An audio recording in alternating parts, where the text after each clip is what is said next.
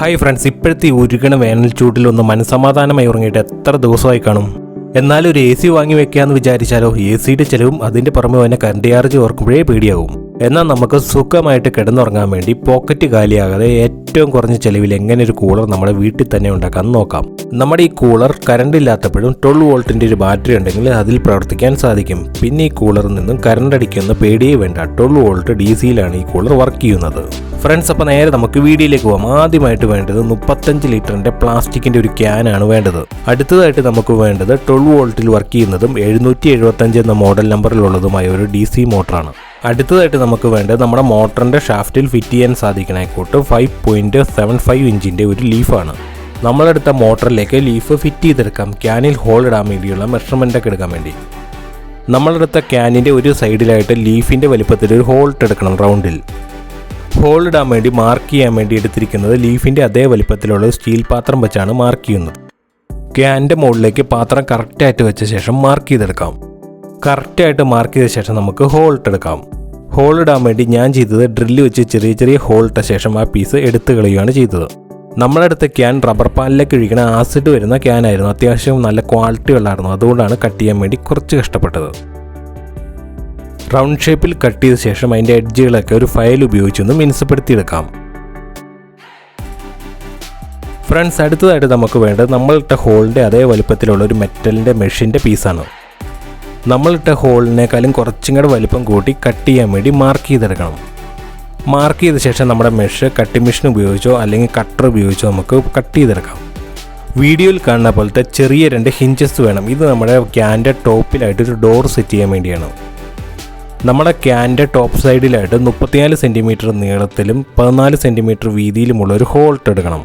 ആദ്യം നമ്മുടെ 2 hinges fit ചെയ്യാൻ വേണ്ടി 14 സെൻറ്റിമീറ്റർ നീളത്തിലൊന്ന് കട്ട് ചെയ്ത് കൊടുക്കണം. നമ്മുടെ ഹിഞ്ചസ് ഫിറ്റ് ചെയ്യാൻ വേണ്ടി ഹോൾ ഇടാൻ വേണ്ടി മാർക്ക് ചെയ്തെടുക്കണം. മാർക്ക് ചെയ്ത ശേഷം റിവറ്റ് ഉപയോഗിച്ചാണ് നമ്മൾ ഫിറ്റ് ചെയ്യുന്നത്.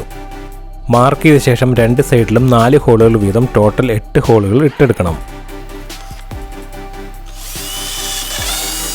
ഹോളുകൾ ഇട്ട ശേഷം കറക്റ്റായിട്ട് ഹിഞ്ചസ് വെച്ച് നമുക്ക് റിവറ്റ് ഉപയോഗിച്ച് ഫിറ്റ് ചെയ്തെടുക്കാം.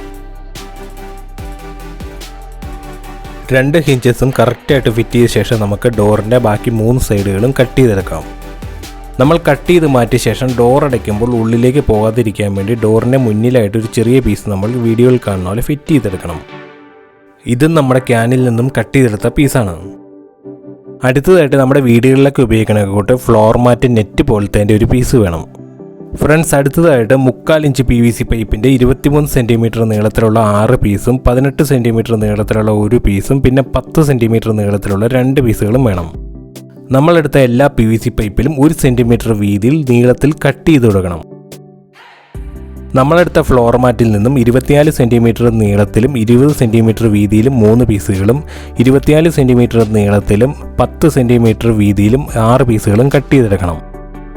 എടുത്തു വെച്ച PVC പൈപ്പിൽ നിന്നും 18 സെൻറ്റിമീറ്റർ നീളത്തിലുള്ള പൈപ്പിലും 10 സെൻറ്റിമീറ്റർ നീളത്തിലുള്ള 2 പൈപ്പിലും വീഡിയോയിൽ കാണുന്ന പോലെ കുറച്ച് ഹോളുകൾ ഇട്ട് കൊടുക്കണം.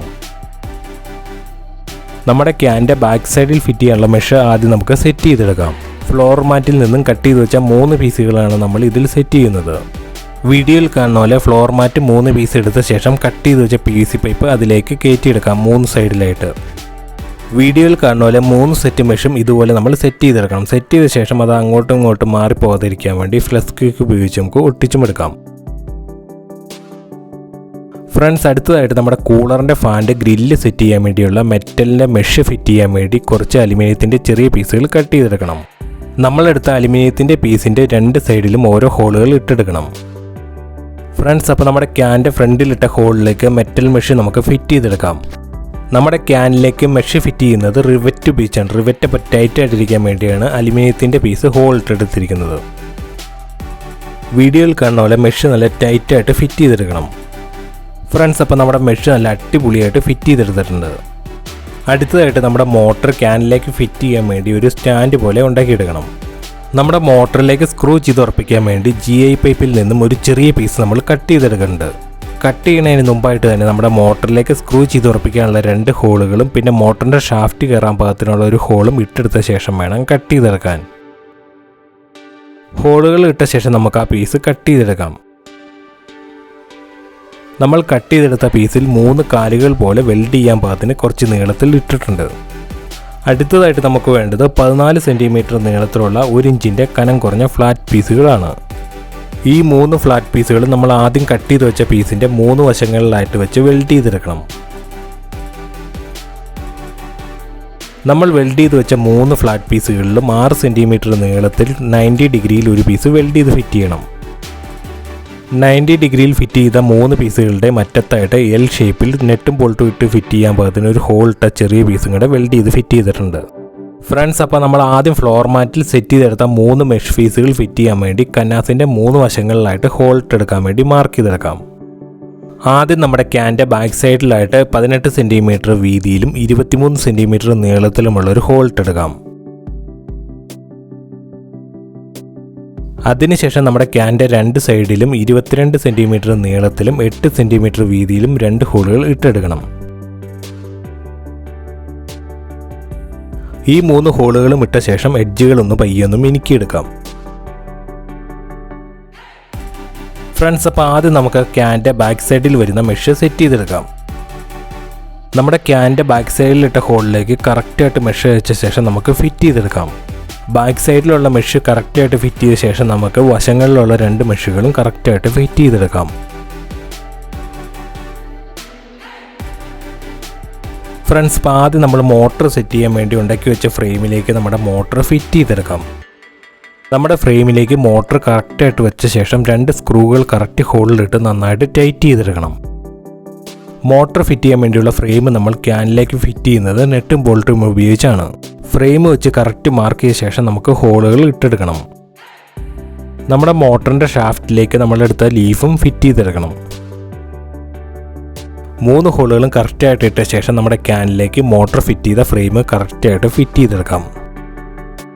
നമ്മൾ നെറ്റും ബോൾട്ടും ഇട്ട് ഫിറ്റ് ചെയ്യുമ്പോൾ 2 വാഷ് കൂടി 2 സൈഡിലും ഇട്ട് കൊടുത്ത ശേഷം വേണം ഫിറ്റ് ചെയ്യാൻ. അതിനുശേഷം നമ്മുടെ ക്യാനൊന്ന് പെയിൻ്റ് അടിച്ചെടുക്കാം. നമ്മുടെ മോട്ടർ ഫിറ്റ് ചെയ്ത ഫ്രെയിമിലും പെയിൻ്റ് അടിച്ച ശേഷമാണ് ഫിറ്റ് ചെയ്തത്. നമ്മുടെ കൂളറിന് 2 സ്വിച്ചുകൾ വേണം. ഒന്ന് നമ്മുടെ കൂളിംഗ് ഫാൻ വർക്ക് ചെയ്യാനും ഒന്ന് നമ്മുടെ വാട്ടർ പമ്പ് വർക്ക് ചെയ്യാനും വേണ്ടി. ഫ്രണ്ട്സ്, അടുത്തതായിട്ട് നമുക്ക് വേണ്ട DC മോട്ടറിൻ്റെ ഒരു സ്പീഡ് കൺട്രോളറാണ് നമ്മുടെ ഫാൻ്റെ സ്പീഡ് കൂട്ടിയും കുറച്ചും ഇടാൻ വേണ്ടി. നമ്മളെടുത്ത 2 സ്വിച്ചുകളിലും 2 വയറുകൾ വീതം ഫിറ്റ് ചെയ്തെടുത്തിട്ടുണ്ട്. ഫ്രണ്ട്സ്, അടുത്തതായിട്ട് വേണ്ടത് 12 വോൾട്ടിൽ വർക്ക് ചെയ്യുന്ന ഒരു വാട്ടർ പമ്പാണ്. ഇത് ബ്രഷ്ലെസ് മോട്ടറാണ് ഇതിലുള്ളത്. നമ്മുടെ ക്യാൻ്റെ ഫ്രണ്ട് സൈഡിൽ മുകളിലായിട്ട് 2 ഹോളുകൾ ഇട്ട് കൊടുക്കണം, 2 സ്വിച്ചുകളും ഫിറ്റ് ചെയ്തെടുക്കാൻ വേണ്ടി. നമ്മുടെ കൂളറിലേക്ക് പവർ സപ്ലൈ കൊടുക്കാൻ വേണ്ടി DC ഫീമെയിൽ സോക്കറ്റ് വേണം. ഇതിൽ 2 വയറുകൾ നമ്മൾ സോൾഡർ ചെയ്ത് ഫിറ്റ് ചെയ്തിട്ടുണ്ട്. നമ്മുടെ ഈ സ്പീഡ് കൺട്രോളർ സെറ്റ് ചെയ്യുന്നത് ഫാൻ്റെ മോട്ടറിലേക്കാണ്. അപ്പോൾ ഫാൻ്റെ മോട്ടറിലേക്ക് കൊടുക്കാനുള്ള പോസിറ്റീവ് നെഗറ്റീവും എടുക്കുന്നത് സ്പീഡ് കൺട്രോളിൽ നിന്നാണ്. നമ്മുടെ DC ഫീമെയിൽ സോക്കറ്റിൽ നിന്ന് തന്നെ നെഗറ്റീവ് വയർ ഒരു വയർ കണക്ട് ചെയ്ത് നേരെ നമ്മുടെ വാട്ടർ പമ്പിൻ്റെ നെഗറ്റീവിലേക്കും ഒരു വയർ നേരെ കണക്ട് ചെയ്ത് നമ്മുടെ സ്പീഡ് കൺട്രോളിൻ്റെ നെഗറ്റീവിലേക്കും കണക്ട് ചെയ്യണം. DC ഫീമെയിൽ സോക്കറ്റിൽ നിന്ന് തന്നെ പോസിറ്റീവ് വയർ 2 വയറായിട്ട് കണക്ട് ചെയ്തെടുക്കണം. അതിലൊരു പോസിറ്റീവ് വയർ എടുത്ത ശേഷം ഫാൻ്റെ സ്വിച്ച് കൂടെ കണക്ട് ചെയ്ത് സ്പീഡ് കൺട്രോളിൻ്റെ പോസിറ്റീവിലേക്ക് കണക്ട് ചെയ്തെടുക്കണം. രണ്ടാമത്തെ പോസിറ്റീവ് വയർ എടുത്ത ശേഷം നമ്മുടെ വാട്ടർ പമ്പിൻ്റെ സ്വിച്ചിലേക്ക് കണക്ട് ചെയ്ത് വാട്ടർ പമ്പിൻ്റെ പോസിറ്റീവിലേക്ക് കണക്ട് ചെയ്തെടുക്കണം. നമ്മൾ വയറുകൾ ജോയിൻറ്റ് ചെയ്തെല്ലാം നന്നായിട്ട് ഇൻസുലേഷൻ ചെയ്തെടുക്കണം. ക്യാൻ്റെ ഫ്രണ്ടിലായിട്ട് നമ്മുടെ സ്പീഡ് കൺട്രോളിൻ്റെ നോബ് സെറ്റ് ചെയ്യാൻ വേണ്ടിയുള്ള ഹോളും ഇട്ട ശേഷം സ്പീഡ് കൺട്രോളിൽ ഉറപ്പിച്ചെടുക്കണം.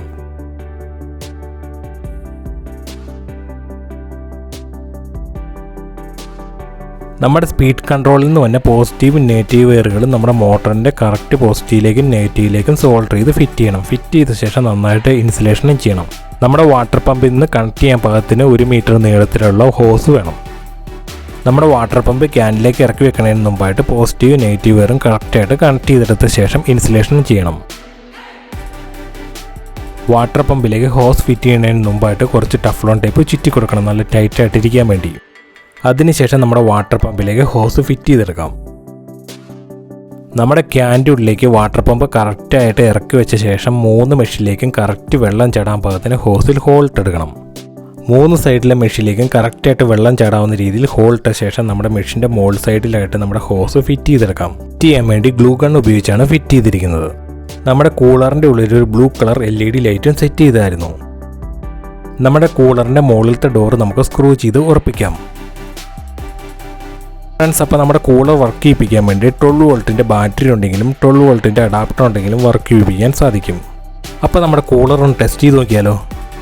നമ്മുടെ കൂളറിലേക്ക് വാട്ടർ ഒഴിക്കാൻ വേണ്ടി ക്യാൻ്റെ മുകളിലുള്ള കവർ തുറന്ന ശേഷം അതുവഴിയാണ് നമ്മൾ വാട്ടർ ഒഴിച്ചു കൊടുക്കുന്നത്.